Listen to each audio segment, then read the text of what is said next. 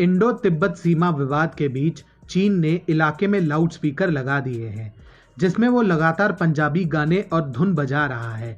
चीन का ये रवैया जाहिर करता है कि चीन इन सैनिकों का ध्यान भटकाने की कोशिश में पंजाबी गानों के जरिए सिखों को सबसे अधिक निशाने पर ले रहा है, क्योंकि वो भारत के सिख सैनिकों से न केवल नफरत करता है बल्कि उनके शौर्य के कारण उनसे डरता भी है। दरअसल अब चीनी सेना रेजांगला के फिंगर 4 के पास फ्रंट की पोस्ट पर बड़े लाउडस्पीकर लगा दिए हैं और इन लाउडस्पीकरों में लगातार पंजाबी गाने बजाए जा रहे हैं। पंजाबी सैनिकों को भड़काने और भटकाने के लिए चीन अपनी इसी रणनीति पर काम कर रहा है।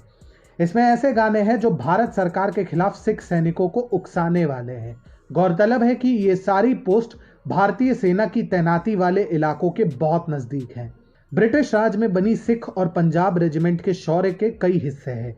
एक किस्सा तो चीन के ही बीजिंग का है, जब बॉक्सर विद्रोह के दौरान 400 से ज्यादा विदेशियों को बंदी बनाए हुए विद्रोहियों को नाकाम करने के लिए 8 राष्ट्रों की संयुक्त सेना बीजिंग भेजी गई थी, तब 20,000 की कुल संयुक्त सेना में करीब 8,000 भारतीय सैनिक थे, जिनमें सबसे ज्यादा सिख और पंजाबी ही थे।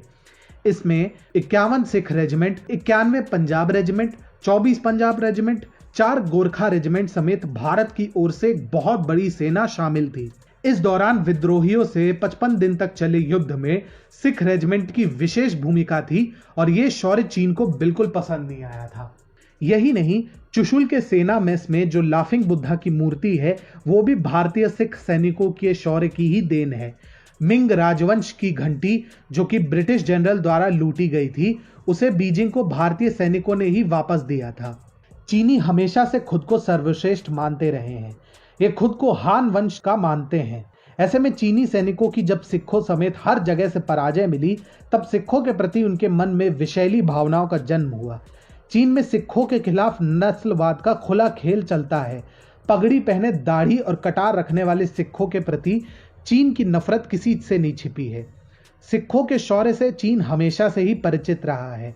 1962 में हार के बावजूद सिख रेजिमेंट ने चीनी पीएलए को परेशान किया था और अनेकों चीनी सैनिकों को मौत के घाट उतारा था। हिमालय के दक्षिणी भाग में भारतीय इलाकों को दर्शाने के लिए भी चीनी इन्हीं को प्रदर्शित करते हैं। चीन समय समय पर सिखों को अपमानित करने वाले रवैये पर काम करता रहा है। उनके धार्मिक प्रतीकों का अपमान समेत उनकी आधिकारिक तस्वीरों में पगड़ी ना पहनने का आदेश, बड़ी दाढ़ी पर ऐतराज किया जाता रहा है। पुलिस समेत चीन की तानाशाह सरकार सिखों के लिए फरमान जारी करती है कि उन्हें अगर चीन में रहना है तो सिखों को पगड़ी और दाढ़ी निकालनी होगी। ये चीन की तानाशाही और नस्लवादी नीति को दर्शाता है। चीन का इतिहास ऐसा ही है, जब वो भारत से नहीं जीत पाता है तो वो छल करने लगता है। लद्दाख में चीन का ये रवैया यही दर्शाता है कि चीनी पीएलए सिखों से कितना डर रही है और फिर इसीलिए वो ध्यान भटकाने की कोशिश कर रहा है। ऑस्ट्रेलियाई पत्रकार नेविल मैक्सवेल ने बताया कि कुछ ऐसा ही सेना को भ्रमित करने के लिए 1962 में भी चीनी पीएलए द्वारा किया गया था। वरना ऐसा क्यों होगा कि अपने देश में सिखों के खिलाफ काम करने वाला चीन अचानक भारतीय सिखों के प्रति प्रेम उजागर करने लगेगा। इसके पीछे की मंशा केवल चीन की कूटनीतिक चाल है, जिससे वो सिख सैनिकों को भ्रमित कर सके, क्योंकि उसे सिख सैनिकों के बारे में अच्छे से पता है कि ये अपने शौर्य के दम पर चीनी पीएलए की नाक में दम कर सकते हैं।